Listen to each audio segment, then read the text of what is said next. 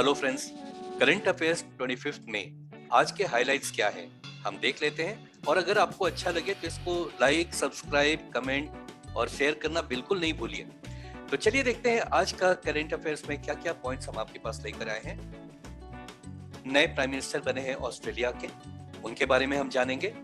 दूसरा पॉइंट जानेंगे, the global health leaders award में भारत की भी एंट्री हुई है इस अवार्ड में, तो किसे मिला है ये अवार्ड। फिर हम देखेंगे ब्लू बेलिड कोकरी स्नेक जो कि 112 ईयर्स के बाद नजर आया है, ये किस राज्य में नजर आया है। और हम जानेंगे कि मॉन्की पॉक्स के चलते कोरोना के बाद एक नया ये आ गया चीज, मॉन्की पॉक्स, जिसके चलते लोगों को क्वारंटाइन होना पड़ रहा है। तो इन सारी बातों को लेकर के हम आगे बढ़ रहे हैं और पहला क्वेश्चन है, who has been sworn in as Australia's new prime minister. Options Anthony Albanese है, एंथनी एल्बर्ट है, स्टुअर्ट रॉबर्ट है, एलेक्स हॉक है।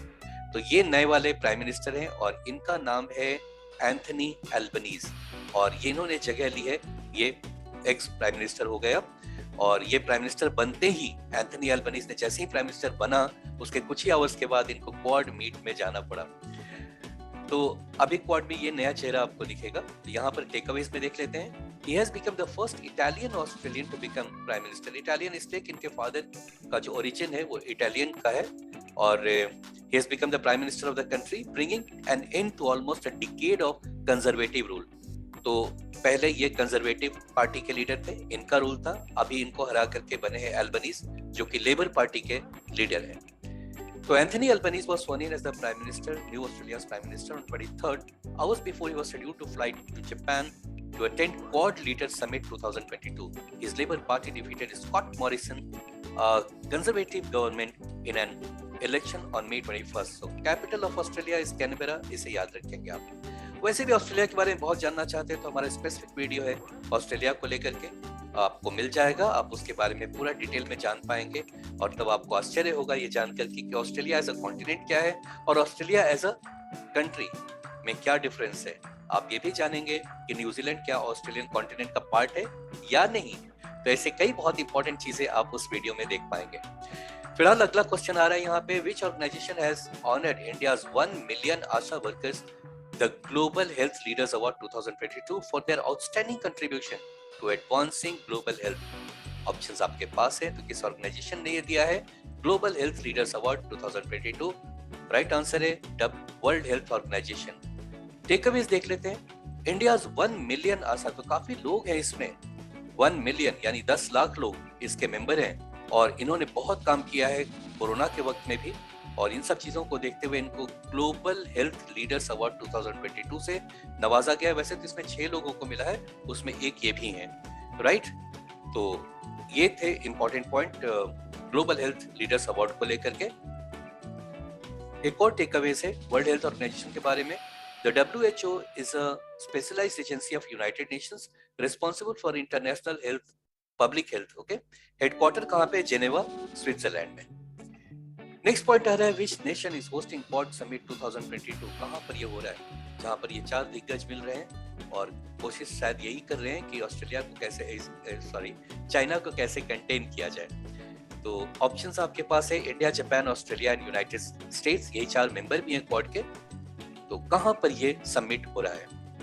Option B is the right answer, Japan. जी हाँ, इनके देश में। और टेकअवेज में देखते हैं। क्वाड का फुल फॉर्म है the Quadrilateral Security Dialogue, a strategic security dialogue between India, Australia, Japan and the United States is hosted by Japan. Prime Minister Narendra Modi is currently on a 2-day visit to Japan to attend the Quad summit. The summit is aimed at cooperating each other or cooperation among the member nations and discussing developments in the Indo-Pacific region. अगला point आ रहा है, which country has become the first country to introduce compulsory monkeypox quarantine? तो अब आप जिनको monkeypox के मिला है ये बीमारी, जिनमें उनको क्वारंटाइन में रखा जा रहा है। तो यहाँ ऑप्शंस आपके पास है जर्मनी, डेनमार्क, बेल्जियम या फिर Spain. And the right answer is Spain. जी हाँ, स्पेन एक यूरोपियन कंट्री है जिसके लेफ्ट हैंड साइड में आपको पोर्तुगल मिल जाएगा और ये फ्रांस का नेबर है। तो ये स्पेन, ये कंट्री। टेकअवेज में देख लेते हैं। Belgium has become the first country in the world to make 21-day quarantine compulsory for the monkeypox patients. The decision came after 4 hours of disease were reported last week in the country. The Belgium Institute of Tropical Medicine said that the risk of large outbreak in the country is low, so nothing to worry too much. हाँ, precaution की बिल्कुल जरूरत है. Next point आ रहा है एक ऐसा country के बारे में आप बताएं जो कि धरती के अलावा कुछ और भी प्लैनेट्स की खोज में लगा हुआ है कि क्या वहां पर इंसानों को रखा जा सकता है. वैसे तो कई ऐसे टेलीस्कोप काम करते हैं, बट ये स्पेसिफिक और कस्टमाइज्ड ये कोशिश की जा रही है एक देश के द्वारा कि दुनिया में और कहां, गैलेक्सी में और कौन सा प्लैनेट हो सकता है जहां पर हैबिटेबल हो, यानी इंसान वहां पर रखे जा सके. इस देश में पॉपुलेशन ऐसे भी बहुत बढ़ गया है, शायद यही कारण है. तो ऑप्शन है Germany, Israel, India and China, and the right answer is D option China. Takeaways देख लेते हैं. Chinese scientists have proposed a space project to survey the sky through a space-borne telescope to hunt for habitable Earth-like planets outside the solar system, about 32 light years from Earth. The project, named Close By Habitable Exoplanet Survey, short में इसको CHES बोलते हैं, would be the first space mission specially designed to search for habitable terrestrial planet around nearby sun-like stars, right? तो China ये बहुत major कोशिश कर रहा है. और आपके पास यहाँ पे कुछ और टेकअवेज इंपॉर्टेंट है. चाइना का कैपिटल बीजिंग, वहाँ की करेंसी है रेनमिनबी, ये याद रखेंगे क्योंकि पहले युआन हुआ करता था, अब ये रेनमिनबी है, तो थोड़ा सा ये करंट में ही आ जाता है, इसको याद रखेंगे. चाइना की करेंसी रेनमिनबी और चाइना के प्रेसिडेंट है जी जिनपिंग, राइट? और अब हम पहुंच गए अपने लास्ट पॉइंट पे. A rare blue-bellied kukri snake was spotted in which state after 112 years? जी हाँ, इसका रेफरेंस 112 साल पहले मिलता है. ये किस राज्य में मिला है recently? Right answer is a, that is Assam. Takeaways में देखते हैं आसाम के बारे में. A rare blue-bellied kukri snake was spotted in Assam after a century, making a milestone in the field of herpetology.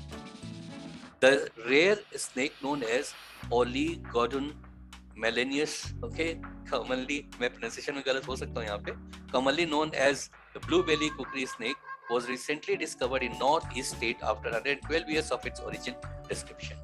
जी हाँ, आसाम में मिला है. आसाम वैसे भी कई चीजों के लिए बहुत फेमस है. हमारे देश में सबसे लंबा रिवर पूल है वहाँ पे. दुनिया का सबसे बड़ा रिवर आइलैंड है मजूली, वो आसाम में है. और भी कई इंपॉर्टेंट चीजें हैं आसाम में. देख लेते हैं कुछ पॉइंट्स हम लोग आसाम के बारे में, जो काफी एग्जाम्स में इसके बारे में पूछा जाता है. आसाम का कैपिटल दिसपुर. चीफ मिनिस्टर नए बने हैं यहाँ, हेमंत बिस्वा शर्मा इनका पूरा नाम है, ये रहे. ओके, और साथ में हम कुछ पॉइंट्स और देख लेते हैं. आसाम के एडजॉइनिंग स्टेट्स कौन कौन है, यहाँ नाम भी दिया हुआ है, मैं यहाँ समझा देता हूँ. ये रहा आसाम आपका, यहाँ पर ये अरुणाचल प्रदेश, ठीक है, अरुणाचल प्रदेश. देन ये हो गया मेघालय, राइट, इधर नागालैंड, देन ये है मणिपुर, मिजोरम यहाँ हो गया, और ये हो गया त्रिपुरा. ये सारे स्टेट्स हैं जिससे ये सटा हुआ है आसाम. और एक और स्टेट इससे लगा हुआ है, ये है वेस्ट बंगाल, राइट. इसके अलावा आपको जानना है कि कौन से कंट्री इससे लगे हुए हैं. इससे कंट्री जो सटे हुए हैं वो हैं भूटान एंड बांग्लादेश. भूटान एंड बांग्लादेश, ये रहा भूटान, ओके, भूटान, और ये रहा बांग्लादेश. तो इतना आपको जरूर से याद रखना है, राइट फ्रेंड्स. साथ में और भी कुछ इंपॉर्टेंट चीजें आसाम को, उसे भी ध्यान रखेंगे. आसाम का जो रिवर है ब्रह्मपुत्र, उसका एक निकनेम है the lifeline of Assam. Part of Myanmar, यानी कि पूरा आसाम जो है वो कभी बर्मा यानी म्यांमार का पार्ट हुआ करता था टिल 1826. बोडो पॉपुलेशन यहाँ पे 14% है, 14%, और ये बोडो लैंड की डिमांड कर रहे हैं. चाय का प्रोडक्शन हमारे देश में सबसे ज्यादा आसाम में होता है, और दुनिया का 16%, यानी 55% of India's total T production and 16% of world T production. Terrace या स्टेप फार्मिंग एक टर्म यूज होता है चाय की खेती को लेकर के, जो कि पहाड़ों पर जहां भी ऐसे स्लोप होगा वहीं पर चाय उगाया जा सकता है. क्योंकि चाय के पेड़ के लिए आपको उसके रूट पे पानी हमेशा चाहिए, लेकिन वो पानी रुका हुआ नहीं होना चाहिए, इसलिए स्लोप पर ही इसे उगाया जा सकता है. तो आसाम काफी फेवरेबल है उसके लिए, और इस पैटर्न को टेरेस फार्मिंग या फिर स्टेप फार्मिंग कहते हैं. सेरिकल्चर यानी सिल्क की खेती होती है यहाँ पे, मुगा सिल्क बहुत होता है. और भूत जलोकिया, यहाँ पर एक मिर्ची पाई जाती है जिसका नेम है भूत जलोकिया. जी हाँ, खाने के बाद भूत ही नजर आता होगा, बहुत ही तीखा है. तो ये थे सारे पॉइंट्स आपके आज के करेंट अफेयर्स में, और कुछ थोड़ा सा पिंच था स्टैटिक जीके का भी. तो चलिए, thank you so much for watching.